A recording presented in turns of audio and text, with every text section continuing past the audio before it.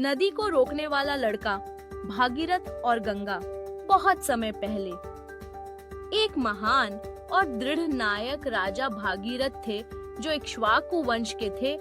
उसी वंश के जैसे भगवान राम, उनके पूर्वज राजा सागर के पुत्रों को एक दुखद भाग्य का सामना करना पड़ा और उनकी आत्माएं शांति नहीं पा सकी। उन्हें बचाने के लिए भागीरथ को स्वर्ग से पवित्र नदी गंगा को पृथ्वी पर लाना पड़ा ताकि उसके शुद्ध जल उनके पापों को धो सके। राजा सागर भागीरथ के पूर्वज ने एक बार अश्वमेध यज्ञ एक भव्य घोड़े की बलि किया। इस अनुष्ठान के हिस्से के रूप में एक पवित्र घोड़ा विभिन्न राज्यों में भेजा गया। यदि कोई राजा घोड़े को रोकता तो उन्हें युद्ध का सामना करना पड़ता। हालांकि देवताओं के राजा इंद्र ने जलन महसूस की और घोड़े को चुरा लिया, उसे ऋषि कपिल के आश्रम के पास छिपा दिया।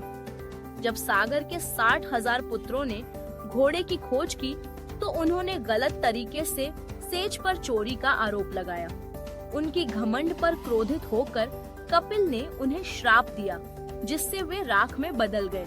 सागर ने क्षमा की प्रार्थना की और ऋषि ने कहा कि केवल गंगा के दिव्य जल ही उनकी आत्माओं को मुक्त कर सकते हैं। पीढ़ियां बीत गईं, लेकिन कोई भी गंगा को स्वर्ग से पृथ्वी पर लाने में सफल नहीं हो सका। फिर भागीरथ ने इस मिशन को अपनाया। उसने अपने महल, धन और सुख सुविधाओं को छोड़ दिया और भगवान ब्रह्मा को प्रसन्न करने के लिए हजारों वर्षों तक गहन ध्यान और तपस्या की। आखिरकार ब्रह्मा प्रकट हुए और उनकी इच्छा पूरी की। गंगा स्वर्गलोक से पृथ्वी पर अवतरित होंगी। लेकिन एक समस्या थी। गंगा महान थी और इमेंस गति और शक्ति के साथ बहती थी। यदि वह अचानक स्वर्ग से नीचे आती तो उसकी शक्ति पृथ्वी को चूर चूर कर देती। तो भागीरथ ने भगवान शिव से प्रार्थना की, उनसे गंगा के शक्तिशाली अवतरण को नियंत्रित करने के लिए कहा। भागीरथ की भक्ति से प्रसन्न होकर शिव ने कैलाश पर्वत की चोटी पर खड़े होकर नदी को अपनी घनी उलझी हुई जटा में पकड़ने के लिए सहमति दी।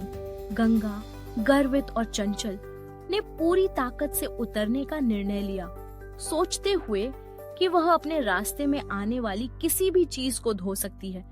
लेकिन शिव ने शांति से उसे अपने बालों में पकड़ लिया, उसे इस तरह फंसा दिया कि वह भाग न सके। सालों तक गंगा शिव के जटा बाल में बंद रही, पृथ्वी तक पहुंचने में असमर्थ। भागीरथ ने फिर से प्रार्थना की और अंततः शिव ने उसे कोमल धाराओं में मुक्त किया, जिससे वह शांति से बह सके। जैसे ही वह बही, भागीरथ ने नदी को उस स्थान की ओर ले जाया जहां उसके पूर्वजों की राख थी।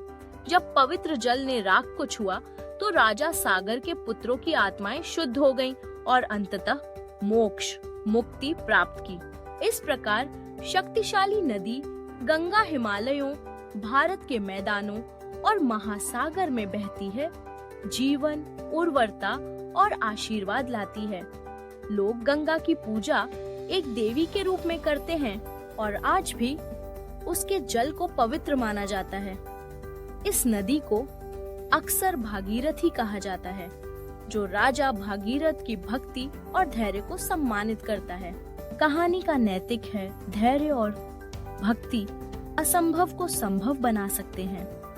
महान चीजों के लिए ज्ञान, ब्रह्मा और शक्ति शिव दोनों का आशीर्वाद आवश्यक है। पवित्र जल की शक्ति और निस्वार्थ सेवा यहाँ तक कि फंसी हुई आत्माओं को भी मुक्त कर सकती है। देखने के लिए धन्यवाद। कृपया अधिक वीडियो के लिए सब्सक्राइब करें और लाइक करें।